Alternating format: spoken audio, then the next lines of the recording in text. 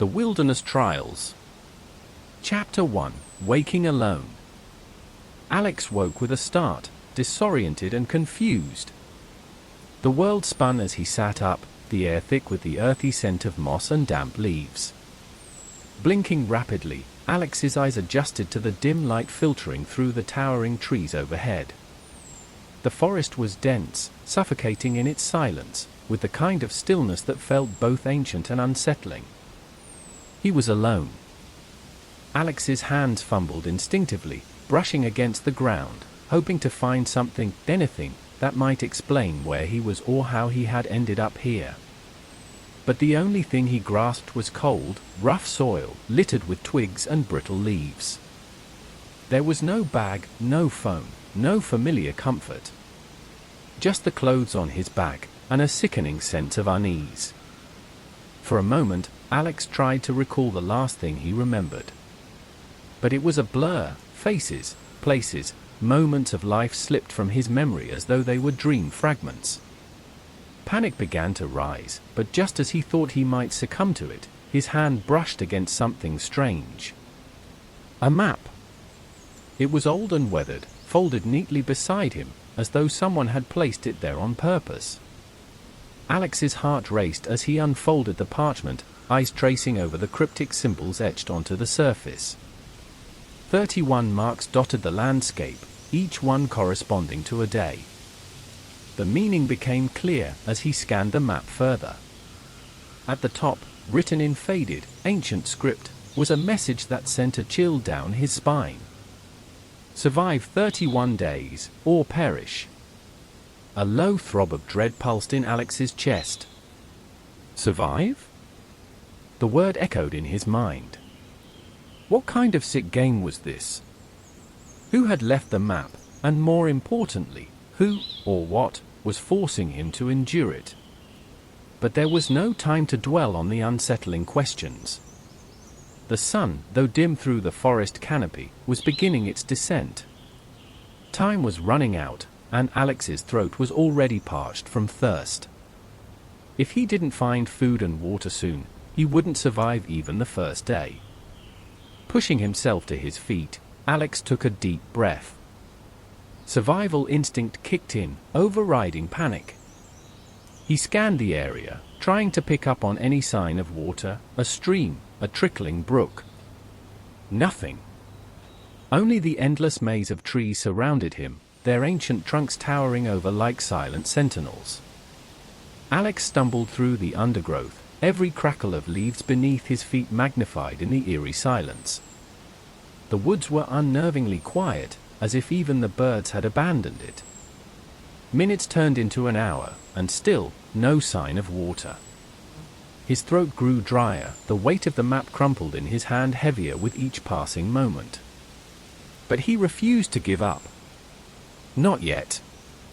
Suddenly, a distant sound broke the silence, rushing water. Alex's heart leaped with hope, and he quickened his pace, his feet slipping and sliding over uneven roots and slick moss. The sound grew louder, and soon, he burst through a line of trees and found himself at the edge of a small river, its surface sparkling faintly in the dying sunlight. Relief flooded Alex as he dropped to his knees by the riverbank, cupping his hands and scooping the cool, clear water into his mouth. It was refreshing, invigorating, as though life itself was flowing back into him. But the reprieve didn't last long. A new problem loomed over him, dark and heavy: shelter. Alex stood, scanning the surrounding area for anything that could serve as a temporary refuge for the night. The woods were vast, but he needed something, anything, to hide from the dangers that surely lurked as darkness fell. His mind raced with possible scenarios: wild animals, cold winds, unknown predators. Taking a deep breath, Alex focused on the task at hand. He remembered something from a book he had read long ago: find fallen branches, layer them with leaves, create a lean-to. Simple, but it would have to do. He hurried, gathering what he could, hands trembling from the urgency of time slipping away. Just as he began assembling a crude shelter between two sturdy trees, a rustling sound broke through the stillness.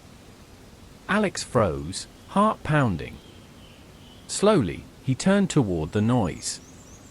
At first, it was nothing but shadows shifting among the trees, the wind stirring the leaves. But then, out of the darkened undergrowth, a figure emerged, lithe and predatory. A wolf. Its eyes glinted in the dim light, golden and fierce, locked on Alex as though he were prey. For a moment, neither of them moved.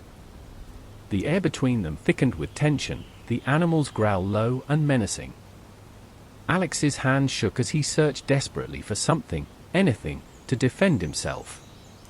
A branch, long, solid. It would have to do. The wolf snarled, inching closer, its muscles rippling under its fur, ready to strike. Alex gripped the branch with white knuckles, stepping backward slowly, carefully. But the wolf wasn't interested in patience. With a sudden, terrifying leap, it lunged. Instinct took over. Alex swung the branch with every ounce of strength he had, catching the wolf mid-air. It yelped, falling to the ground, but it wasn't deterred. It circled back, preparing for another attack. This time, Alex didn't wait. He swung again, narrowly missing, but managing to put some distance between him and the creature. Run! The word screamed in Alex's mind. He bolted, heart hammering in his chest, feet pounding against the forest floor. The wolf chased, its growls echoing through the trees, but Alex didn't stop. He couldn't. Branches whipped against his face as he tore through the forest, lungs burning from exertion. He could hear the wolf behind him, its paws thudding against the earth, gaining on him with every passing second.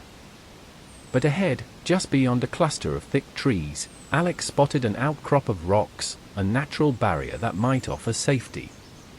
With a final burst of energy, Alex sprinted toward it, scrambling up the jagged stones. The wolf lunged again, teeth bared, but Alex was faster, managing to pull himself up just in time. The wolf snapped its jaws below, pacing angrily, but it couldn't reach him. Panting, drenched in sweat, Alex leaned against the rock face, adrenaline still coursing through him. He had survived, barely, but the night had only just begun.